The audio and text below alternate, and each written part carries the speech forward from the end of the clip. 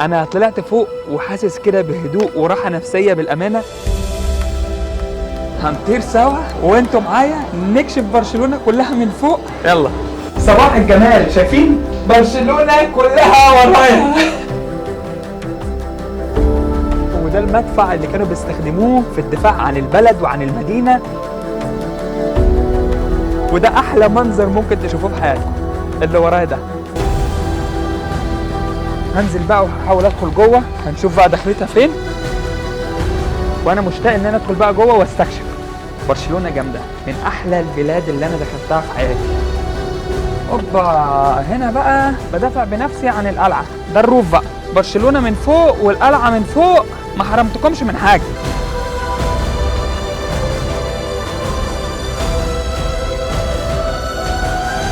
يلا بينا يلا بينا.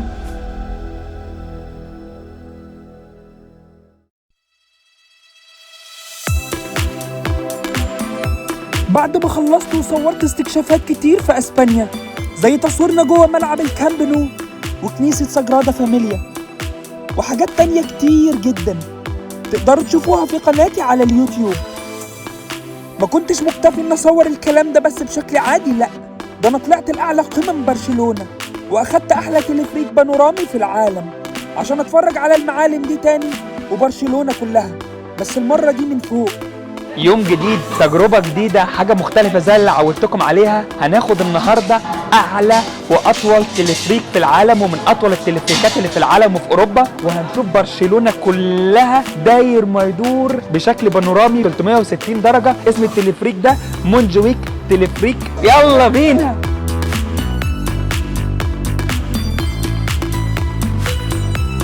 هنطير سوا وانتوا معايا نكشف برشلونة كلها من فوق. وهنا اللحظة المرتقبة، أنا داخل. يلا.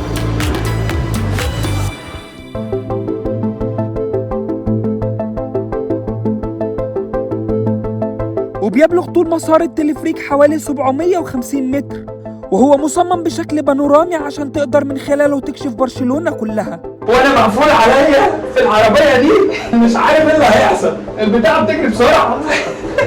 موضوع جامد جديد، بكشف لكم برشلونة من فوق. انا مبسوط، يا رب تكونوا انتوا مبسوطين. الموضوع فعلا يستحق التجربة. بصوا انا هنا اهو لوحدي، برشلونة كلها ورايا.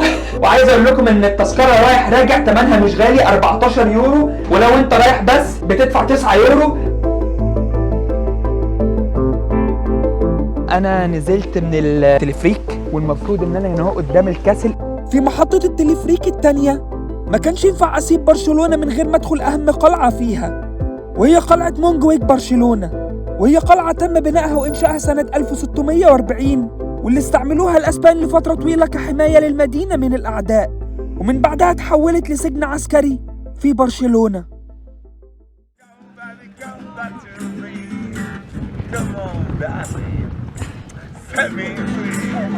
Come on, my love. Come on, my love. Come on, baby. Come on, my love. Come on, my love. Come on, my love. Oh, yeah. Get down, love. Come on, vamos, amigos.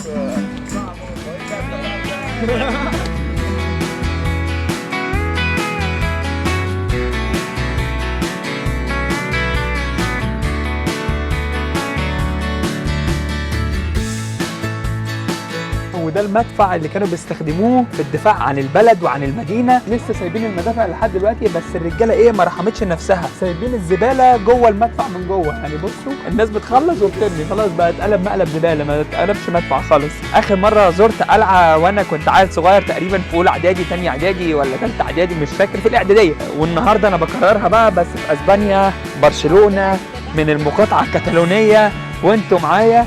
يلا نكمل.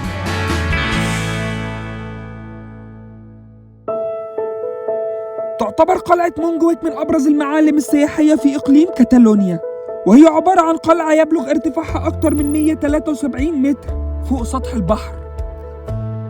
What will see there? يلا بينا. بالأمانة مش عارف أنا المفروض بقى إن أنا أدفع فلوس القلعة نو. هير. هي سالتني انه بقى انت عندك تيكت اونلاين، يعني انت شاري تذكره اونلاين ولا لا؟ انا قلت لها نو.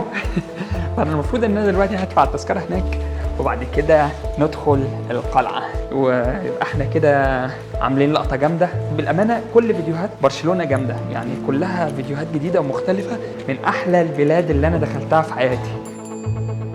ادوني البتاع ده، اجرته وخدوا مني الباسبور ده. المفروض ان هو جايد بالانجليزي عشان يشرح لكم منطقه احنا هندخلها، لان طبعا ده تاريخ ومعمار وقصص كده اهو. انا ما بهتمش بحته ان انا ادفع فلوس على قد ما بهتم ان انا اوريكم المحتوى كله كامل بتفاصيله بحواديته بكل حاجه. وده احلى منظر ممكن تشوفوه في حياتكم، اللي ورايا ده احلى منظر ممكن تشوفوه في حياتكم في اسبانيا، برشلونه، المقاطعه الكتالونيه. انا طلعت فوق وحاسس كده بهدوء وراحه نفسيه. بالامانه الورقه دي اللي هي المفروض بتشرح الجهاز اللي انا لابسه ده، والمفروض ان انا كل مكان هدخله تمام.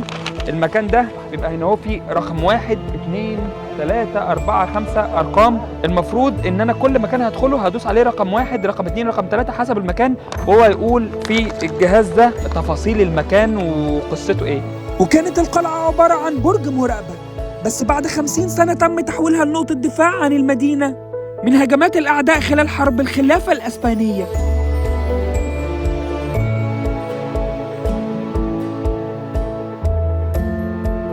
جماعة الجايد اللي أنا واخده ده اشتغلوني فيه من الآخر، صوته واطي قوي، مش عارف أوضح لكم منه أي مكان. فاحنا هنكمل، ولو لقيت حاجه تتشرح هحاول بقى ادخل في مكان هادي واشغل الجهاز ده واحاول اخليكم تسمعوا اي حاجه منه، لان بالامانه يعني صوته واطي واطي واطي واطي. يعني احنا مع بعض ونكمل. وتقريبا هنا في مدرسه هنا جايه تزور القلعه دي، فيلا بينا.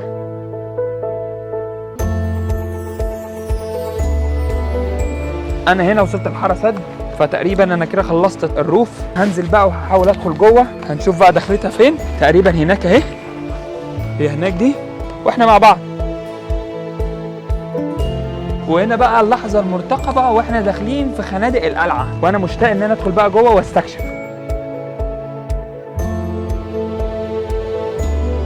بيشرح لكم البنيه التحتيه بتاعه القلعه دي، جايب لكم ايه التاريخ بشكل بسيط كده تمام، على هيئه صور وجرافيك وحركات عشان يوضح لكم الموضوع.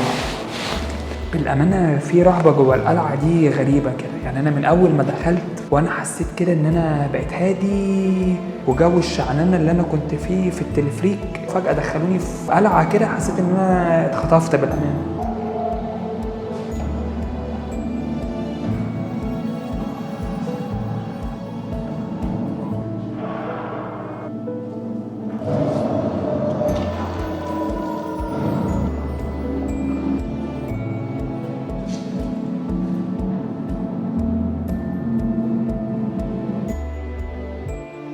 مسدسات وخناجر وبلطة وجميع انواع المسدسات اللي كانوا بيستخدموها في الدفاع عن برشلونة في الحروب من خلال القلعة دي.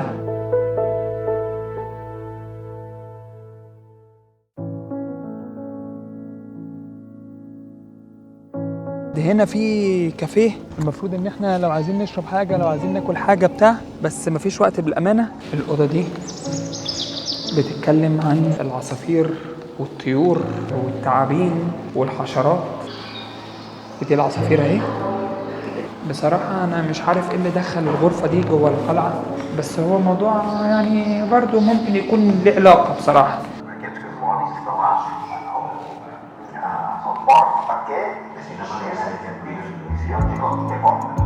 ده تقريبا بيتكلم عن المعمار بتاع برشلونة وبتاع القلعة، ومهندسين كمان دلوقتي من العصر الحديث، لأن القلعة دي تقريبا فيها تجديدات يا جماعة، لأن أنا شايف إن في تجديدات وفي حاجات بيعملوها.